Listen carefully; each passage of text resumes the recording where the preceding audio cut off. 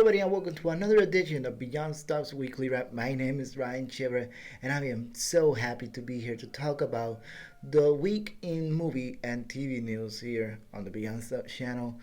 And it is a packed week of news. So, before we go into it, I just want to say that I am very, very grateful to the support that I'm receiving in this channel and this new journey of mine. The last three videos, the live Oscar predictions show with Lex from 50 and Richport and Luis Vasquez, as well as the aftermath of the Oscars, plus the more reviews on Birds of Prey, which is on the social media, as well as the Sonic review that was uploaded on YouTube yesterday, has been well received by you guys, and we have a massive movement in the channel. So more people are getting aware of this channel, of what we're trying to do here, and I just wanted to say thank you from the bottom of my heart. This is a dream of mine, doing fun stuff, talking about things that I love because people get tired of me talking about these things in my close circle, and having this platform and being able to talk freely about the things that I love, the things that I'm passionate about, especially with people listening throughout here on the channel. As small as you are, you guys mean everything to me. So thank you so much. The best is yet to come. As you've seen, we've been improving slowly but surely, and things will get better. We have many, many things planned here. We have the Nonsense and Stuff show with John and Eduardo. They'll be coming back soon. Hopefully, they're gonna show their faces here on the channel, but we'll see. Now, let's get into it. Let's get into the important thing that we're here today to talk about, the latest in the world of movies and TV news. And I wanted to start with the Aladdin sequel here, officially being in the works. As told by Variety, the writers assigned for this movie, assigned to write the script, are John Gatins and Andrea Berloff. Now, uh, I was skeptical when the first Aladdin was announced, especially after Robin Williams passing. Then I saw the first trailer. The first trailer, I wasn't thrilled with it. Then I saw the movie, and it proved me wrong. And it made over $1 billion in the box office. So of course they were gonna find a way to make a sequel for Aladdin with Will Smith and everyone else involved in the cast. Now, for what I've heard, what they've mentioned in other sources after Variety reported this, is that it's not gonna be a live action adaptation to the direct to DVD sequel Return to Jafar, but it might have some elements to the other stories in that world. So I think it's great. I cannot wait to see what's gonna happen next with this franchise. I love Will Smith as the genie. I love the whole cast, the people that cast. I don't remember their names. The guys who play Aladdin and Jasmine, great people.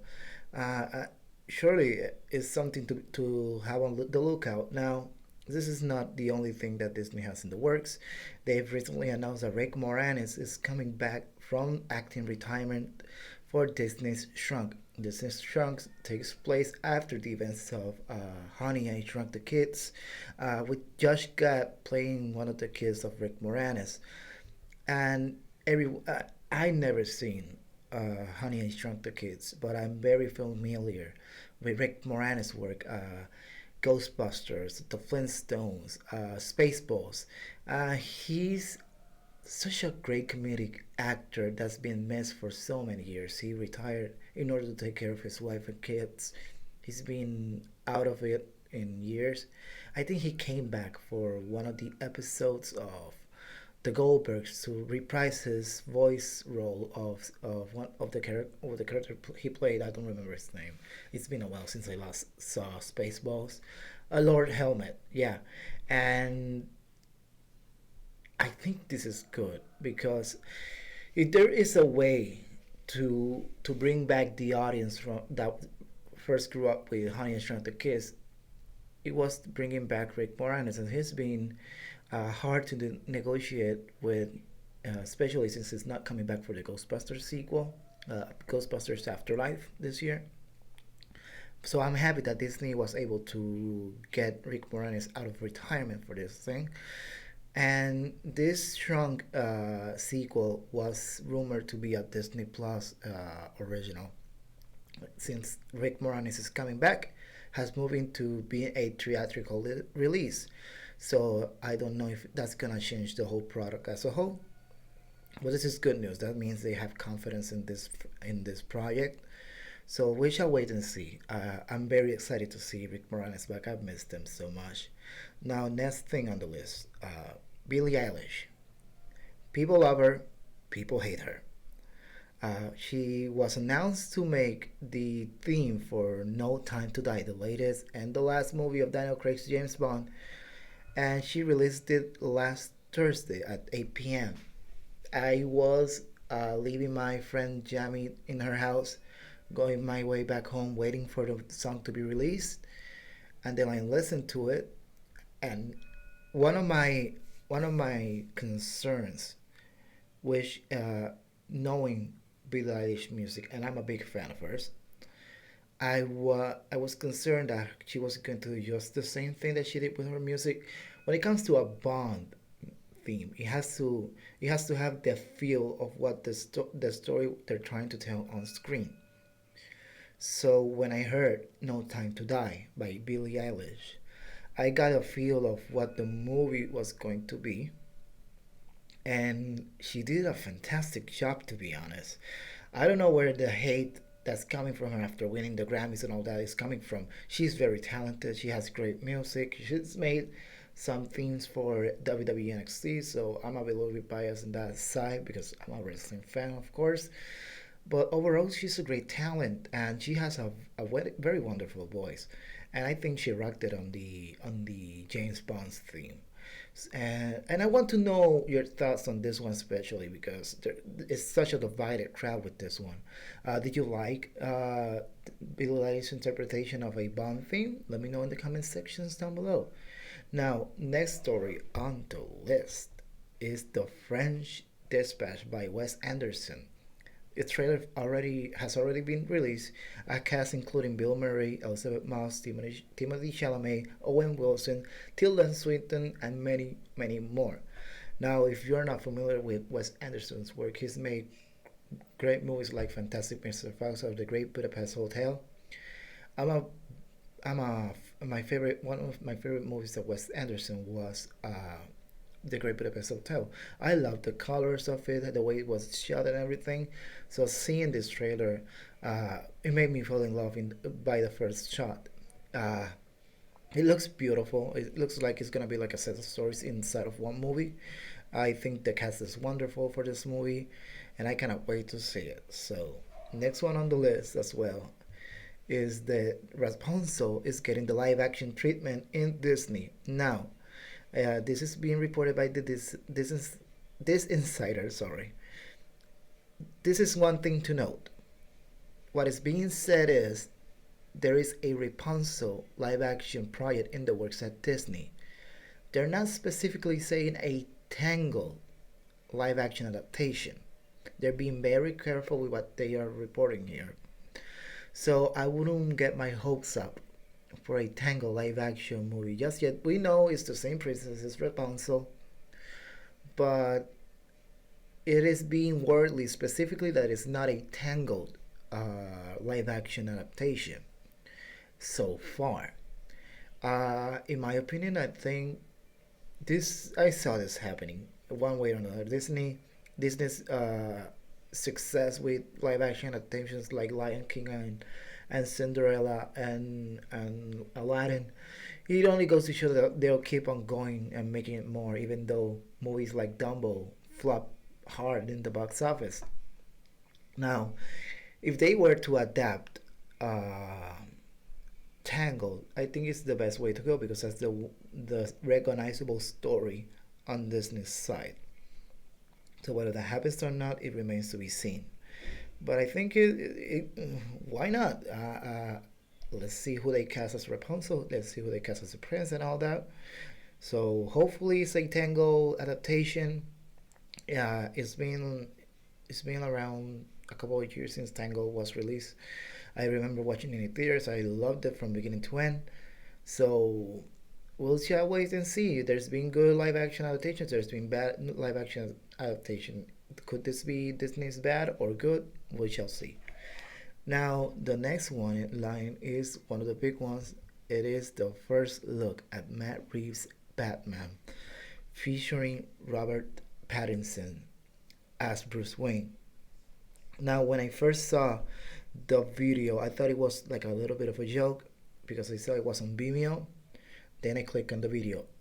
But when I was driving my way back home after seeing Sonic, and then I hear the Michael Giacchino score, everyone's getting excited.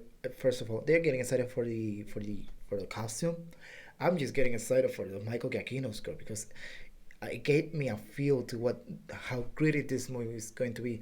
Around the same line as Joker. I don't think they're gonna go that far with this one, but I'm a big fan from Michael Giacchino's from his work in Doctor Strange, his work in the Spider-Man MCU Spider-Man's films, and of course The Incredibles. I cannot wait to see what Michael Giacchino does with this Batman. We're not talking about the score, even though I'm a big fan of it already. We're talking about Robert Pattinson as the Caped Crusader, and I believe this is the most badass Batman has ever looked. And this is coming from a big Ben Affleck Batman supporter. I wanted to see more of that Batfleck. I think he was the best thing on the Batman v Superman film. Uh, Despite of how bad Justice League is, I think Ben Affleck's portrayal as Batman was very strong as well. I really liked that they went into a older Batman on the DCEU. But I welcome the change with Robert Pattinson. I think he is a underappreciated actor. People keep thinking of Twilight nowadays, but he's done great work in my one of my first favorites, which is Good Times. I think was that name. Yeah, but he's a wonderful actor. He's proven himself in the circuit, so he's only gonna rock it hard with Batman, and especially with the cast surrounding him. Zoe Kravitz, Colin Farrell, and of course Matt Reeves being in the under director helm. Nothing can go wrong with this project. So DC, I'm very happy that DC is finally getting back up after that Justice League flop. Hopefully they get someone in the same caliber as Matt Reeves for Superman because and bring back Henry Cavill as Superman because he was a fantastic Superman. So I'm very happy with this thing. So uh, everyone keeps complaining that we haven't seen like the horns of Batman. We're gonna see them because they only revealed the suit because they're gonna start filming outdoors. So be on the lookout on Twitter for that. Now, before I go to the last news, it is considered a spoiler for those who haven't caught up with Stranger Things. Surprisingly, I met people who hasn't caught up with Stranger Things. How? No idea. People have lives. So if you haven't caught up with the Stranger Things series, this I recommend you not to watch past this point. So if you didn't watch Stranger Things, thank you so much for being here, for watching this video. I'll be seeing you guys next time. Don't forget to like and comment and subscribe to the Beyond Stuff YouTube channel. And I'll see you guys next time. Now, for those that have seen Stranger Things, let's go into it. Harper Lives. Harper is coming back for Stranger Things season 4. This was the biggest surprise of Valentine's Day. Uh, yeah, he survived the explosion in season 3. He's in Russia. Uh, I'll be honest with you guys. I knew Harper was alive. I knew he was the American trapped in the Russian cells. But I gotta say, I don't like the idea of bringing him back. Honestly, I think the way he went out was perfect. It's perfect for his character, perfect to his story with Elle and everyone else, and honestly as well because we need stakes in this show. they've got rid of Bob and of course Max's brother, but they are not major characters now. Hopper is an established major character in the series, as well as the kids, as Will's mom, played by why is my her name escaping to me? Whatever. I don't like it when series and TV shows don't take risk. Whether they are good or not, it's always good to take risk, whether it's well received or not. Now, I thought going and having Hopper die in that explosion was ballsy. It set the tone for a grieving group of kids for season 4. I liked the direction it was going. At least I like that vision of where the show should go because I don't know if they've confirmed it, but the brothers, the Duffer brothers, had only planned 4 seasons for this show. So if that was a plan, this is going to be the last. So I think Hopper dying would have been good. So having that grieving grieving together the death of Hopper and then facing whatever challenge they have left. I'm not a fan of people bringing back dead characters. Like it all depends, of course, on the character. But when it comes to major characters, let's say like John Doe, Tony Stark, and all that, I am opposed to bringing those back because they have an impact to the story, and they show that there are stakes in the stories that they are involved with. That's what I thought with Hopper. So bringing him back, in my opinion, story wise, is a mistake. Now, many people are gonna come after me because they think Hopper being back to life is a good thing, but to each their own. I do not doubt the Duffer brothers. They might have a good reason as to why he's alive. The role he's gonna play in the next and apparently last season. So I cannot wait for that because so far so good with Stranger Things. Now, if you guys like this idea of bringing back Hopper back to life or not, let me know in the comment section down below because I'm willing to talk to you guys. I cannot wait to see what you guys write about this because this is sure a debate to be had. Now, for now, this is all we got today. Thank you so much for watching. Be sure to be subscribed here on the Beyond Stuff YouTube channel and follow us on the Beyond Stuff PR social media, Facebook, Twitter, and Instagram. I already announced that 2 people are coming back to the channel: Adrian Lopez from Custom Pops PR and Natalia Agosto from Violet Cosplays. They're gonna be coming back, not this month, not the next month, but you'll subscribe and you shall see. So thank you so much for being here. This is Bryan Shepherd logging out, and I'll see you guys next time.